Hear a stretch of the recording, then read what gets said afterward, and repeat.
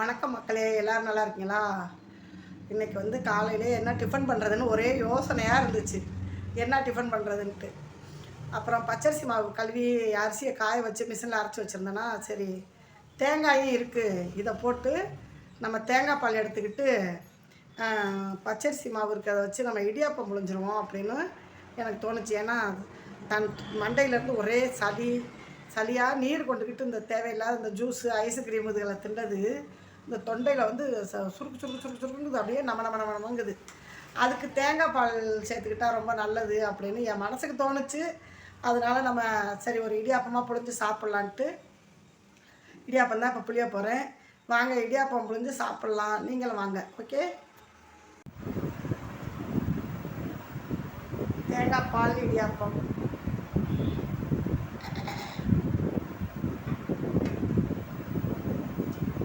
தேங்காய் பால் யாருக்கெல்லாம் பிடிக்கும்? இப்போ தண்ணி வந்து வெந்நீர் காஞ்சிக்கிட்டு இருக்கு. எதுக்குன்னு கேட்டிங்கன்னா, இடியாப்பம் புளியறதுக்காக நல்லா காஞ்சிருச்சு. அதுக்கு பச்சரிசியை வந்து நல்லா கழுவி காய வச்சு மிஷினில் கொடுத்து அரைச்சி எடுத்து வச்சுக்கிட்டேன். இப்போ நம்மளுக்கு தேவையான அளவு மாவு போட்டுக்கிறோம். நான் ஒரு 5 பேர் சாப்பிட்ற அளவுக்கு இடியாப்பம் புளியணும், அதுக்கு மாவு போட்டுக்கிறோம். பச்சரிசிக்கு வந்து கழுவிட்டு நம்ம காய போட்டு அரைக்கிறது ரொம்ப நல்லது. இடியாப்பம் வந்து கூட கொஞ்சம் புழுங்கரிசியும் போட்டுக்கிட்டால் ரொம்பவே நல்லாயிருக்கும். நான் புழுங்கரிசி போடல, பச்சரிசியை மட்டும் கழுவி போட்டுக்கிட்டேன். இப்போ எனக்கு தேவையான அளவு மாவு நான் எடுத்துக்கிட்டேன். தண்ணி காய்ச்சி இப்போ தண்ணியை ஊற்றி பிணைஞ்சிருவோமா. உப்பு கொஞ்சம் போட்டுக்கிடுவோம். உப்பு கொஞ்சம் போட்டுக்கிட்டேன். சுடு தண்ணி தான் நம்ம ஊற்ற போகிறோம். இப்போ சுடு தண்ணினா வெது வெதுன்னு வெந்நீர் மாதிரி இருக்கணும் அந்த தண்ணி. கையை போட்டு பிணையிறதுனால நம்ம ரொம்ப கொதிக்க விடக்கூடாது, வெந்நீர் மாதிரி இருந்தாலே போதும். பிணைஞ்சிக்கிடுவோம்.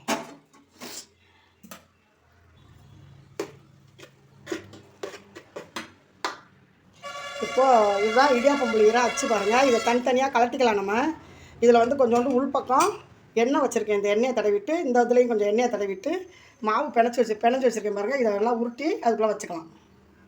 இப்போ பார்த்திங்கன்னா மாவு நல்லா பிணைஞ்சாச்சு. இப்போ இந்த உரலில் எடுத்து வைப்போமா. நான் கையில் கொஞ்சம் எண்ணெயை தடவிக்கிட்டு இப்படி செஞ்சோம்னாலே நம்மளுக்கு கையில் ஒட்டாது. அவ்வளோதான். நம்ம தோசை மாதிரி வேணாலும் புழிஞ்சு விட்டுக்கலாம், அப்படியே இட்லியாகவும் புழிஞ்சாலும் புழிஞ்சிக்கலாம். புழிஞ்சிட்டு காட்டுறேன் உங்கள்கிட்ட. நான் வந்து இட்லி மாதிரி அப்படியே புழிஞ்சிக்கிட்டேன். அந்தந்த புளிக்கும் நான் புழிஞ்சிக்கிட்டேன். இப்போ அடுப்பை பற்ற வச்சு வெந்நீரும் காஞ்சிக்கிட்டு இருக்குது. இங்கே பாருங்கள். இப்போ ஒரு தட்டு இடியாப்பம் வெந்துருச்சு, அதை எடுத்துகிட்டு 2வது தட்டு புழிஞ்சிக்கிட்டு இருக்கேன்.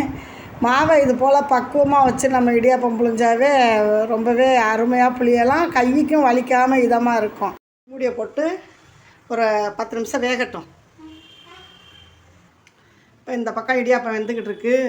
இடியாப்பத்துக்கு வந்து நம்ம தேங்காய் பால் தான் எடுக்க போகிறேன். தேங்காய் உடச்சி சில்லா போட்டு வச்சுருக்கேன். நீங்கள் சாம்பார் சட்னி எது வேணாலும் வச்சுக்கலாம். எனக்கு வந்து தேங்காய் பால் தான். இப்போ ஜாரில் நம்ம தேங்காய் சில்லா போட்டிருக்கோம்ல, அதை எடுத்து போட்டுக்கிறோம். தேங்காய் பால் ரொம்பவே ஒரு மருத்துவ குணம் கொண்டது, உடம்புக்கு ரொம்ப நல்லது.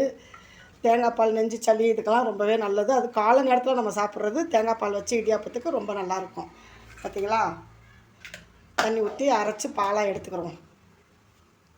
மிக்சியில் போட்டு இது மாதிரி அரைச்சாச்சு. இதை பாலாக எடுக்கணும். நான் வந்து கையை வச்சு புழிஞ்சிட்டு டீ வடிகட்டி இருந்தாலும் அதில் வச்சு வடிகட்டிக்கிடுவேன். அப்படி இல்லைன்னா நல்லா வெள்ளை துணியை அலசிட்டு ஒரு கிண்ணத்தில் மேலே போட்டு அப்படியே ஊற்றி விட்டு இறுக்கி இப்படி புழிஞ்சோம்னு வச்சுக்கோங்க, பாலாக வந்துடும் தனியாக. இப்போ நான் வந்து டீ வடிகட்டியால் தான் வடிகட்ட போகிறேன். வடிகட்டி பாலாக எடுத்துக்கிட்டு உங்கள்கிட்ட காட்டுறேன். ஓகேவா? இது மாதிரி புழிஞ்சோம்னா பால் நம்மளுக்கு எவ்வளோ திக்காக வேணுனாலும் வச்சுக்கலாம். நம்ம ஆள் எவ்வளோ இருக்காங்களோ அதுக்கு தக்கபடி நம்ம பால் எடுத்துக்கலாம். ஓகேவா?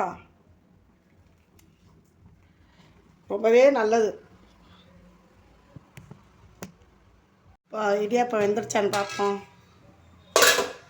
பாருங்கள், நல்லா வெந்துருச்சு. சுடுது வெந்துருச்சு. சாப்பிட்லாம் வாங்க.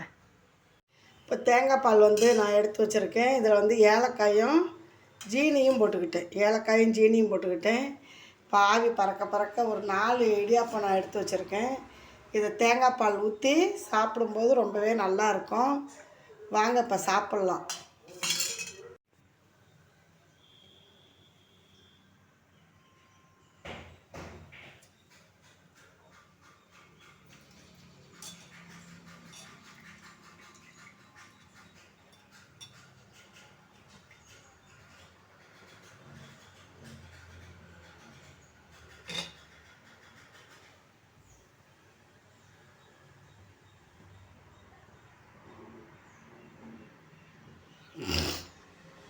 இது போல் காலையிலையும் மாலையிலையும் இடியாப்பம் சாப்பிட்டா உடம்புக்கு ரொம்பவே நல்லாயிருக்கும். தேங்காய்பால் இடியாப்பம் யாருக்கெல்லாம் பிடிக்கும் பாருங்கள், நான் வச்சுருக்கேன், வாங்க சாப்பிட்லாம். உங்களுக்கும் சேர்த்து தான் செஞ்சுருக்கேன். ஃப்ரெண்ட்ஸுகள் எல்லாருக்கும் இடியாப்பம் பிடிக்கும்னா உடனே பஸ்ஸை பிடிச்சி ஓட்டியாந்துருங்க, வாங்க சாப்பிடுவோம். ரொம்பவே டேஸ்ட்டாக இருக்குது. ஓகேப்பா, வீடியோ பிடிச்சிருந்தா வீடியோவை ஷேர் பண்ணி விடுங்க. நம்ம சேனலுக்கு தொடர்ந்து உங்கள் ஆதரவு கொடுங்க.